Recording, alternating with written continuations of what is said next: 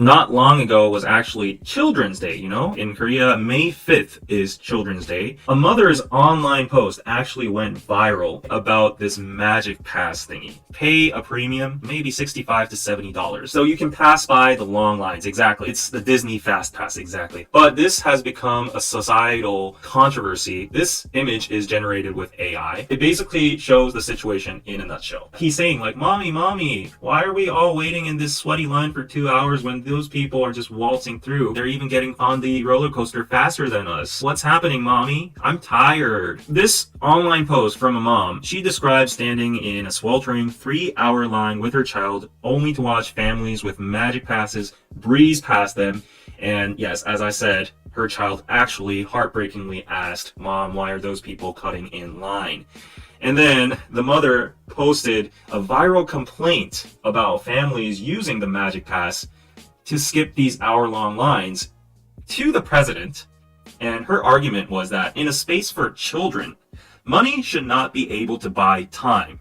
She felt powerless of having to teach the cold reality of capitalism to her child, even in a space like an amusement park. Isn't capitalism just enough for our adults in our harsh reality? She actually petitioned to President Lee Jae-myung to ban the priority entry systems altogether. To this mom, this line in an amusement park was the ultimate social contract, and it's a symbol of fairness where everyone is just equal regardless of their bank account. Money does buy time everywhere, sadly. It's a business. They're running a business, like it or not. Looking at the Korean sentiment, it was brutally unsympathetic to this person. They were criticizing this mom for being an emotional person that doesn't understand the brutal reality of capitalism in our society itself. And online communities erupted with comments defending market principles. The most upvoted comments, you can see some hilarious ones. Well, I know a place where it sounds like your utopia, where you would like to be. This man up on the north thinks similar to you. You can just cross the DMZ and go up north, right? He's a master of distributing corn, and they love lines up there, right? Nobody gets to cut in line. You can't pay a fast pass. You probably can, but anyways. Another user wrote, okay, well, with your logic, I guess we should ban business class on planes too. Yeah, since it's so demoralizing, we always have to walk the hall of shame, us economy folks, when we're entering the plane. The rich guys are all just like flexing their legs and getting wine and champagne, and the flight attendants are smiling at them, while we have to sit in chicken cages for a 15-hour flight. LMAO. I mean, Korean people can be pretty harsh in their comments, but I feel her point. It's that it's kids. Yeah, I know. It's not that you're a kid in heaven and it's in your face. Yeah. Children should not feel that some kids are better than them. It is very sad for the kids. I mean, I'm not a parent yet, but if that kind of moment were to occur to me, I would teach my kid a lesson saying, unfortunately, I am sorry. This is how society works. I love you. And that's what's important. I work hard to feed you guys, to bring you to amusement parks. This is what we can afford right now, but hopefully in the future, you can find whatever you're good at and earn a lot of money and provide that to your kids. Or I guess that's very easier said than done. It doesn't matter whether you're born rich or poor. It's what you do with the cards you have in life. Sorry, not sorry. Life is not fair. Deal with it. Dad David seems strict. Unfortunately, I think I'm going to be pretty strict. You shouldn't really pass on money to children that don't earn any of it. Oh, I love that. An Indian parent would have probably said to me to study to get a good job to earn more money. Exactly.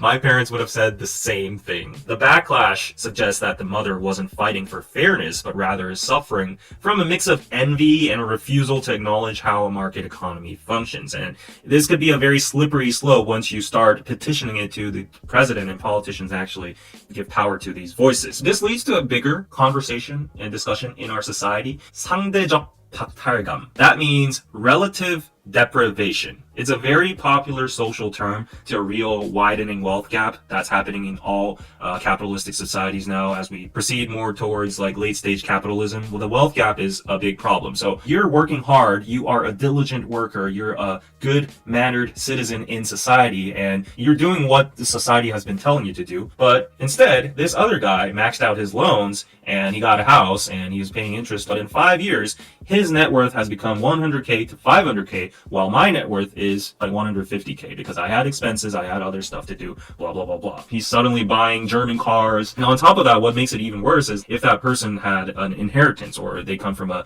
relatively wealthier family background, they already have a head start. So you're like, why am I so unlucky? Why did I get born in this family? Why don't I have the money to invest? And then you look on social media and you see friends going on first class flights. They're on the beach side while you have to go to work tomorrow. They seem like they're on the same starting line. That's what they tell you. But like, no matter how hard you work and get your diplomas and whatever, you have to carry the burden of your parents' debts too. And while these people are riding in Mercedes, like if you're a person that's living from this side looking towards the apartment, wouldn't you feel this relative sense of deprivation? Recently about the stock market nowadays, everyone's whispering about how much they earned on the stock market. We're at 7,384 and you can see everyone's like freaking happy. But one side of the nation, some people are butthurt because they're saying towards the president, oh, the government shouldn't be fostering a gambling field, aka the stock market, and normal people with little money don't really have the chances to get rich anyways through investing compared to people that already have a lot of money. All you're doing is just making people feel more self-deprived, and you're just living a normal life, but you feel powerless. If you count your blessings, you're living a perfectly good life, but compared to some people, you feel left out. My personal opinion is the relative deprivation, that word, is a valid word because of the wealth gap. However, I think it's somewhat reached a saturation point. Everyone's been overusing and abusing this deprivation mentality, and it's become the default now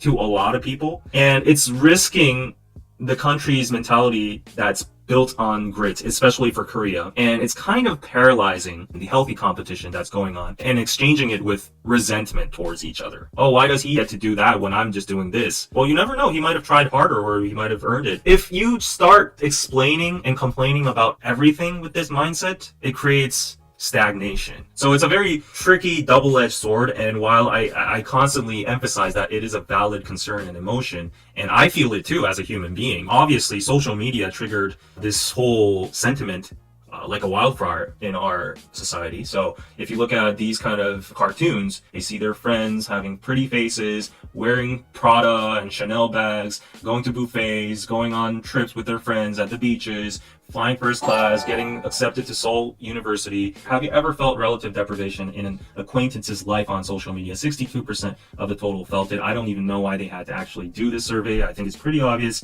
Groups that cause a sense of relative deprivation. Acquaintances that have wealthy parents, well-known conglomerate executives. I never felt relative deprivation towards chaebols. Like, they're living in a different world. I've always accepted my reality in that.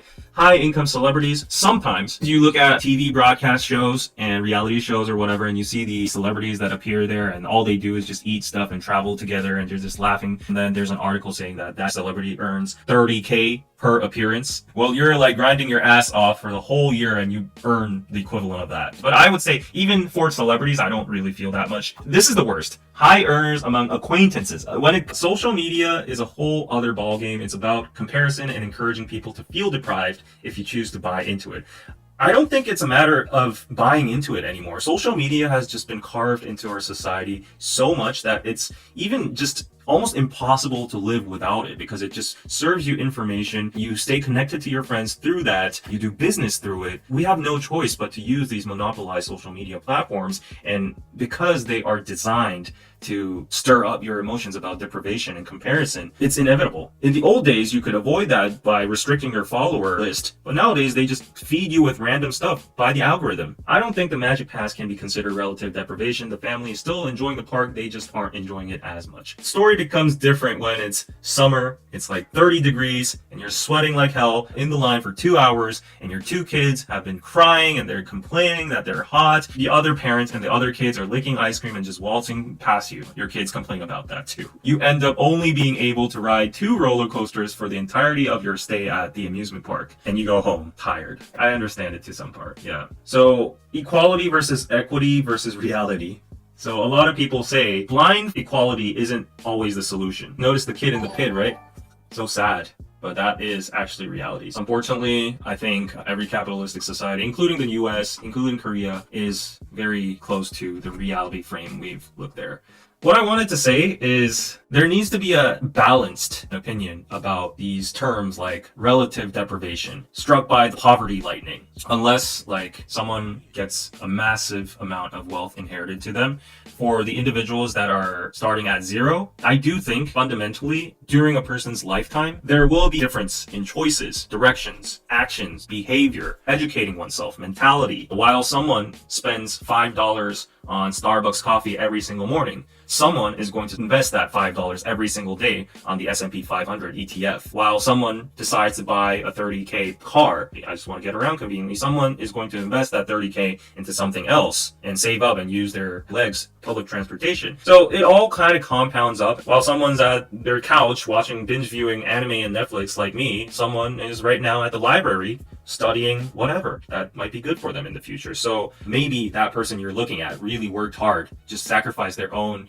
leisure or pleasures or convenience or their urges to get up there. While some people decide to go to the academics field and become a professor, or like some people want to go into the work field and become a regular employee at a conglomerate, some people take enormous risks and they put their own money into building a restaurant or making an online business or whatever, which has a 90% failing. And once it actually starts launching, they earn folds of money. Well, I think it's unfair to just deem everybody is automatically rich and rich people are evil and that they're buying their way through everything and they're leaving everyone else deprived. While that is a valid concern, it should be balanced. Yeah, you can't protest to the government and say like, oh, let's all be equal. Let's all come down to the same level because I don't want to see these people buying their way out. It's just unfair. But the reality is for the hardworking lower class, it is almost impossible to move up no matter how hard you work now. The rich are changing it to make it more difficult. Exactly. I understand that too. Yeah. It's becoming very tilted, especially because it's all becoming a money game, how financially rigged the system is. Like if you look at hedge fund managers or the Wall Street guys, they play money games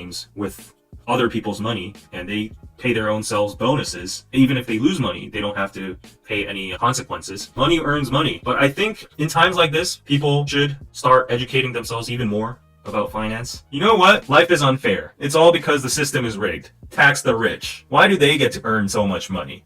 Says a person who was scrolling on Reels 30 minutes last night, chuckling on AI slop, while these entrepreneurs were probably busting their asses when they were your age, taking massive risks. So, I don't know. Government keep taking our working money while good and services prices rise with relief on site as we continue working on this hamster wheel. Yeah, I know, the system is rigged. You gotta escape the system. Holy shit, isn't this what Andrew Tate used to say?